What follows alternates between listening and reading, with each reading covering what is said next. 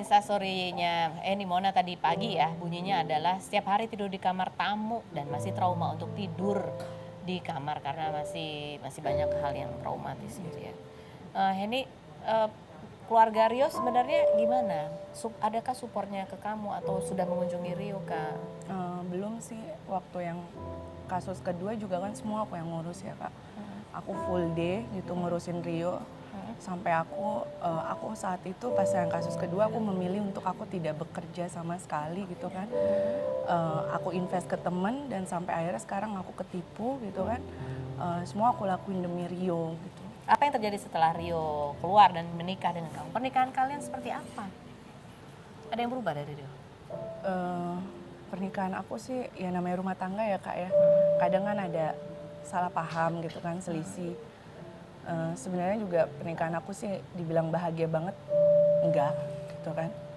Tapi biar gimana pun ya aku mau bertahan gitu kan. Kemarin itu kan seperti itu. Dan keluarganya Rio sih sampai detik ini belum berkunjung. Dan Rio kan 8 bersaudara. Yang hubungin aku tuh cuman kakak yang pertama sama yang ketiga.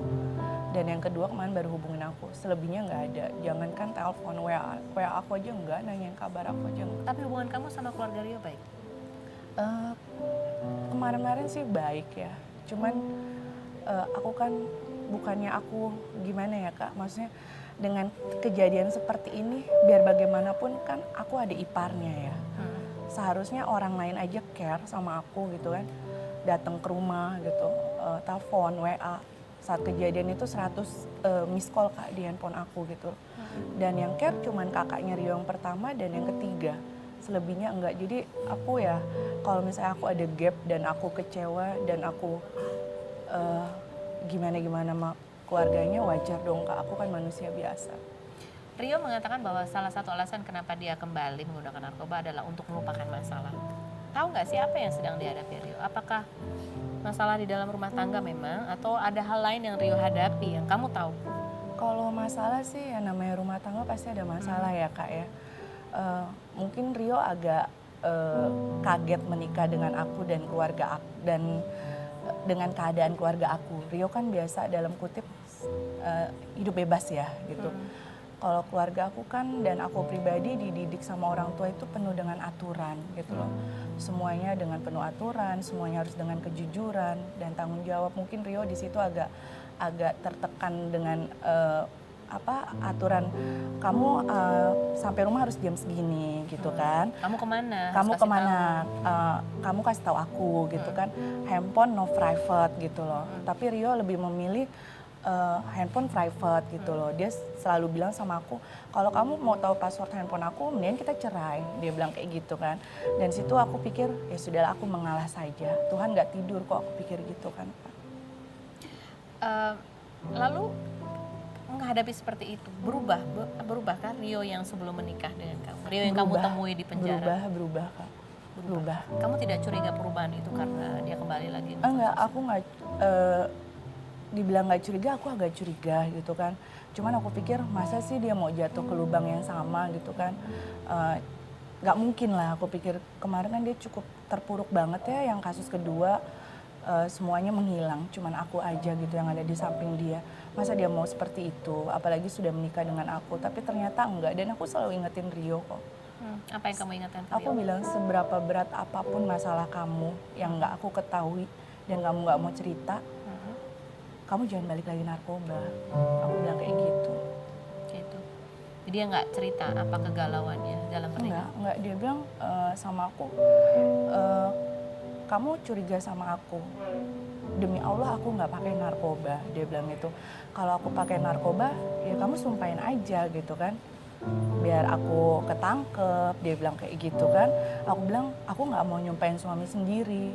Mau kamu di belakang aku tanpa aku tahu, Tuhan nggak tidur. Aku bilang kayak gitu sama dia. Ada lagi story-nya kamu bilang bahwa, coba lihat, bahwa kamu kembali bekerja saat ini ya. Setelah 2 tahun berhenti, terutama ketika kamu ngurusin lagi. Dan kamu sekarang dalam keadaan, kamu tahu bahwa kamu sedang mengandung gitu ya. Nih ulang, tiada hari weekend buat aku, tiada waktu sedetik pun untuk buang-buang waktu, bekerja dan cari uang terus. Selama dalam pernikahan pun seperti itu. Iya. itu menjadi sumber keributan juga? Enggak, aku nggak pernah, aku bukan tipe perempuan yang maksudnya harus memaksa gitu kan. Karena Rio kan setelah keluar gitu, dia selalu bilang aku mau 1 tahun aku mau healing diri aku gitu Oke. kan. Caranya gimana waktu itu? Ya dia cuma bantuin aku aja. Kami kan habis nikah itu kami buka kafe gitu kan Kak. Dan dia bantuin aku gitu kan. Dia bilang dia mau healing. Apa yang dia lakukan untuk healing? Dia di rumah gitu pendekatan sama keluarga aku gitu kan. Terus aku juga mencoba untuk mendekatkan dia dengan Jadi tidak ada, kakak-kakaknya. belum ada bantuan profesional pada saat dia mau healing itu? Belum. Belum. Tapi sudah sempat dibicarakan. Eh, aku sih sempet gitu, maksudnya ya udah kita bareng-bareng gitu. Aku pikir punya aku ya punya kamu ya punya aku, kita sama-sama gitu. Bukan maksudnya mencari bantuan profesional untuk healingnya Rio pada saat itu? Enggak, karena Rio bilang aku udah sehat total gitu. Dan aku bilang kalau memang kamu belum sehat total, ayo rehab, aku bilang kayak gitu kan. Even aku nggak tahu kamu gimana dan seperti apa, tapi kalau memang kamu seperti kadang-kadang merasakan hal yang kamu inginkan, sugesti, ayo aku anterin, aku temenin. Tapi dia bilang dia sehat. Oke. Ini kita akan tunjukkan foto. Kalau kamu melihat foto ini gitu ya, apa yang terbesit di dalam benak kamu, Rio? Masih ada marah? Aku kecewa Kak. Kecewa sekali. Kapan kamu bertemu dengan dia lagi? Kemarin sih, aku besukin dia. Kalau dulu aku besukin dia bisa dari jam besuk sampai tutup jam besuk. Kalau Tapi sekarang? sekarang aku hanya 15 menit aja. Dia tahu kalau kamu sedang mengandung anaknya? Dia sih, aku belum kasih tahu dia pasti gitu. Cuman dia selalu pegang perut aku, dia bilang apa? Jaga baik-baik, dia bilang.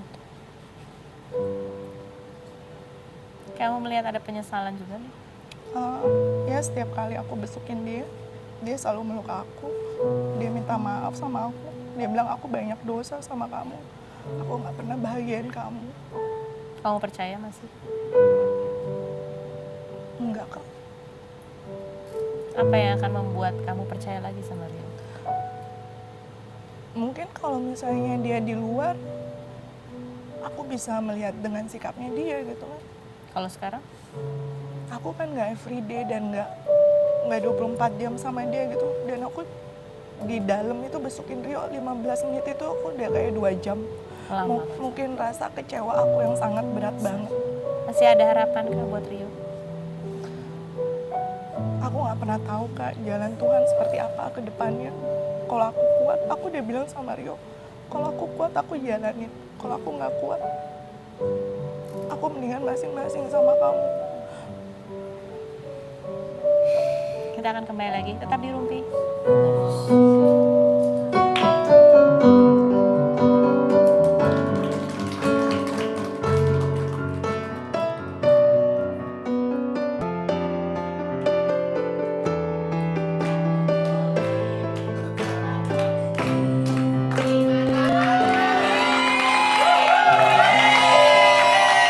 Bersama ini Mona, istrinya Rio Revan yang kemarin baru ketangkap narkoba untuk ketiga kalinya.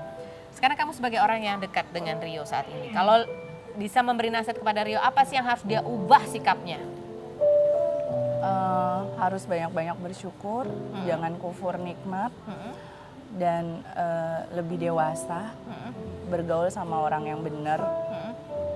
Jangan labil jadi orang. Jangan labil ya, jadi orang. harus dengerin nasihat aku, tapi semuanya udah terlanjur. Semuanya udah terlanjur menurut kamu? Udah kejadian, gak akan bisa merubah keadaan Kak. Mudah-mudahan kamu sehat terus ya Henny. Amin, makasih Kakak. Kasih tepuk tangan buat Henny Mona yang sudah datang. Jangan lupa bersyukur buat kita semua ya. Jangan lupa bersyukur dan mensyukuri apapun yang kita terima hari ini. Jangan menyesal atau stres karena sesuatu yang kita nggak dapat, tapi lupa untuk mensyukuri apa yang ada di sekitar kita saat ini. Ketemu lagi Senin sampai Jumat di Rumpi.